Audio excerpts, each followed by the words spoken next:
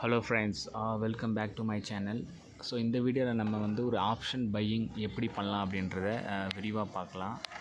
Option buying அப்படின்றது ஒரு risky game. So இந்த ரிஸ்கி கேம் பற்றி தெரிஞ்சவங்க ஆப்ஷன் பை பண்ணலாம், அப்படின்லாம் நீங்கள் வந்து செல் பண்ணுறது தான் என்ன கேட்டால் பெஸ்ட்டு அப்படின்றத சொல்லுவேன்.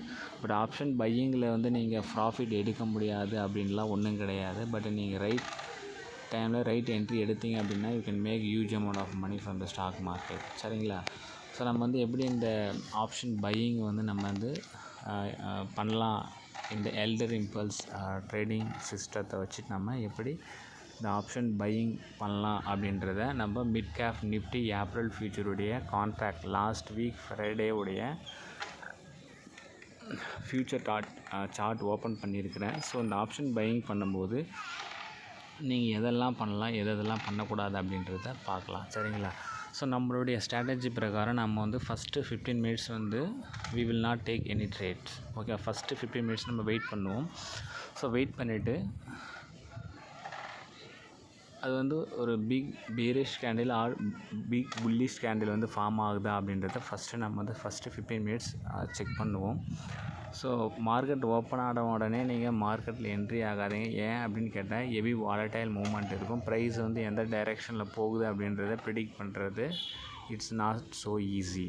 ஸோ அதனால் ஃபஸ்ட்டு 15 மினிட்ஸ் நீங்கள் வெயிட் பண்ணுறீங்க. வெயிட் பண்ணிவிட்டு நம்ம எல்டர் இம்பல்ஸ் ஸ்ட்ராட்டஜி பிரகாரம் 15 மினிட்ஸ் வெயிட் பண்ணிவிட்டு ஒரு big bullish or bearish candle form ஆகுதா அப்படின்றத பார்க்குறோம். அது எந்த இடத்துல ஃபார்ம் ஆகுது அப்படின்றத பார்க்குறோம். சரிங்களா? ஸோ லாஸ்ட் வீக் ஃப்ரைடே உடைய நீங்கள் வந்து இந்த ஸ்ட்ராட்டஜி பேக் டெஸ்ட் பண்ணுங்கள். I am not a SEBI registered research analyst. Before you take any trades based on the strategy, so I am not responsible for your profit and losses. ஓகேவா? So whatever தான் உங்களுக்கு profit வந்தாலும் சரி, loss வந்தாலும் அது உங்களுடைய தனிப்பட்ட விருப்பம் தான். ஸோ உங்களுடைய லாஸுக்கோ ப்ராஃபிட்டுக்கோ நான் எந்த விதத்துலையும் பொறுப்பாக முடியாது. So here I am sharing only my knowledge to the viewers. சரிங்களா? ஸோ நம்ம ஃபஸ்ட்டு 15 மினிட்ஸ் வெயிட் பண்ணுறோம். ஒரு பிக் புல்லிஷ் கேண்டில் ஃபார்ம் ஆகிருக்கு.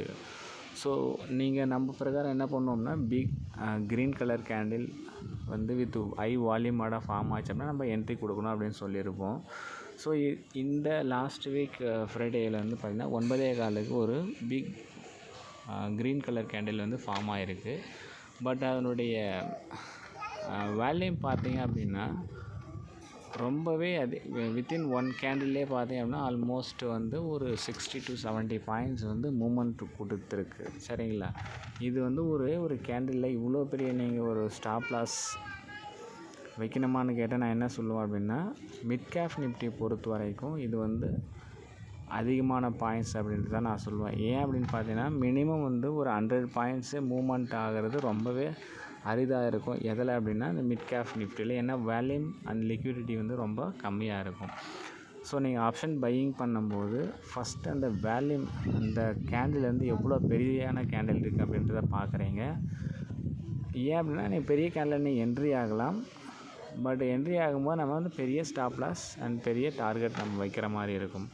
சரிங்களா? ஸோ ஃபஸ்ட்டு 15 மினிட்ஸ் கேண்டில் நமக்கு வந்து என்ன ஃபார்ம் ஆகிருக்கு அப்படின்னா பிக் புல்லிஷ் கேண்டில் ஃபார்ம் ஆகிருக்கு. ஸோ அடுத்த 15 மினிட்ஸ் மார்க்கெட் 15 மினிட்ஸ் கழிச்சு நீங்கள் என்ட்ரி எடுத்திருப்பீங்க. அரௌண்ட் எதில் அப்படின்னா 9:30 எடுத்திருப்பீங்க. 9:15 மார்க்கெட் ஓப்பன் ஆகிருக்கும். ஃபஸ்ட்டு 15 மினிட்ஸ் வெயிட் பண்ணுவோம். ஸோ 9:30 டைம் ஆகிருக்கும்.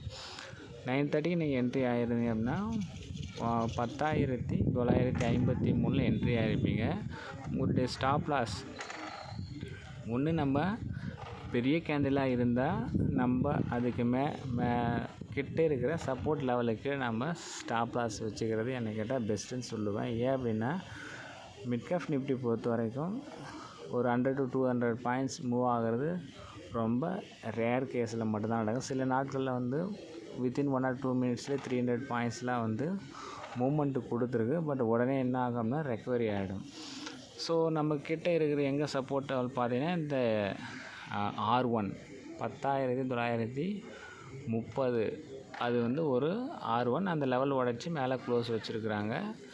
அதே மாதிரி நம்ம என்ட்ரி எடுத்தால் 9,950 என்ட்ரி பாயிண்ட்டு. ஸ்டாப் லாஸ் பார்த்தீங்கன்னா 9925, கிட்டத்தட்ட ஒரு 25 பாயிண்ட்ஸ் நம்ம ஸ்டாப் லாஸ் வைக்கிறோம் அப்படின்னா 50 பாயிண்ட்ஸ் நம்ம வந்து டார்கெட் வைப்போம். சரிங்களா? ஸோ இதிலேருந்து நீங்கள் எவ்வளோ அதிகமாக போயிருக்கு அப்படின்னு பார்த்தீங்கன்னா கிட்டத்தட்ட 9950 டு 11006. ஸோ 1:2 உங்களுக்கு வந்து ரிஸ்க் ரிவார்ட் ரேஷியோ கிடச்சிருக்கும். பட் இது மாதிரி வந்து உங்களுக்கு கன்சாலிடேட் ஆகும்போது என்ன ஆகும் அப்படின்னா ஆப்ஷன் பையிங்கை பொறுத்த டியூ டு டீட்டா டிகே உங்களுடைய ஈவன் மார்க்கெட்டு மேலே போனாலும் பட் ப்ரீமியம் வந்து ரொம்ப வந்து ஸ்லோவாக உங்களுக்கு வந்து ஏறும். பட் எல்லா நாளுமே இதுமாரி நடக்கும்னு கேட்டிங்கன்னா கிடையாது. ஸோ ப்ரீவியஸ் டேஸ் நம்ம பார்ப்போம். என்றைக்கு அப்படின்னு பார்த்தீங்கன்னா 25/4, அதாவது லாஸ்ட்டு தேர்ஸ்டே அன்றைக்கி பார்த்தீங்க அப்படின்னா நீங்கள் இந்த எல்ஆர்எம்பல் சிஸ்டத்தை நீங்கள் பேஸ் பண்ணி ட்ரேட் எடுக்கிறீங்க அப்படின்னா இதர் வந்து 1:2 டார்கெட் ஹிட் ஆகணும், அப்படி இல்லைன்னா நீங்கள் வச்சுருக்கிற ஸ்டாப் லாஸ் ஹிட் ஆகணும். ஓகே, இதுதான் கண்டிஷன். அதாவது entry and exit condition. Entry வந்து green colour candle or bearish candle form ஆகணும், red colour candle support and resistance லெவலில். ஸோ அந்த கேண்டிலுக்கு அப்புறம் வந்து அது எந்த கேண்டில் ஃபார்மோ அதை பேஸ் பண்ணி ட்ரேட் எடுக்கிறீங்கன்னா நீங்கள் எடுத்துட்டீங்க அப்படின்னா ஒன்ஸு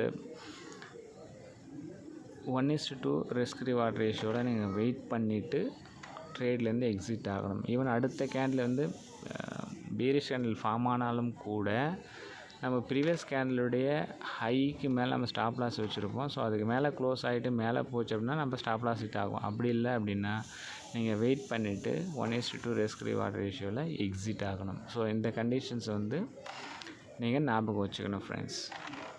ஸோ அன்றைக்கும் பார்த்தீங்கன்னா 25th நமக்கு நல்லாவே ப்ராஃபிட் வந்திருக்கும். ஸோ அதுக்கப்புறம் வந்து 24th பாருங்கள், அரௌண்டு 9:15 வெயிட் பண்ணியிருப்போம். நம்ம 9:30க்கு வந்து நம்ம என்ட்ரி கொடுத்துருப்போம். இதே நீங்கள் அன்றைக்கி கொஞ்சம் சைட்வேஸ் மார்க்கெட், பட் ஆப்ஷன் செல் பண்ணுறீங்க அப்படின்னா உங்களுக்கு நல்லாவே ப்ராஃபிட் கிடச்சிருக்கும். அப்புறம் 23 அன்றைக்கும் நமக்கு ப்ராஃபிட் கிடச்சிருக்கும். பாருங்கள், 9:30க்கு நம்ம என்ட்ரி கொடுத்துருப்போம். ஸோ அதே போல் 22nd நமக்கு வந்து ப்ராஃபிட் கிடச்சிருக்கு. அதுக்கப்புறம் வந்து ஃபஸ்ட்டு 19th நமக்கு வந்து ஸ்டாப் லாஸ் ஹிட் ஆகிருக்கும் 19th. ஸோ இந்த மாதிரி நீங்கள் வந்து பேக் டெஸ்ட் பண்ணி பார்த்துட்டு ஸோ அதுக்கேற்ற மாதிரி நீங்கள் ட்ரேட் எடுத்துக்கலாம். ஸோ இந்த வீடியோவில் வந்து நீங்கள் ஆப்ஷன் பையிங் எப்படி பண்ணுறது அப்படின்னு பார்த்துருப்பீங்க. அதுக்கப்புறம் நான் சொன்ன கண்டிஷன்ஸை நீங்கள் பேக் டெஸ்ட் பண்ணிவிட்டு நீங்கள் ரியல் ட்ரேடு எக்ஸிக்யூட் பண்ணுங்கள். So I am not recommending any of you to take the trade based on my analysis. Okay, so you can take the trade based on your own research and your analysis. சரிங்களா? So thank you so much friends. If you have any doubts please feel free to contact me through the comments. Thank you so much friends.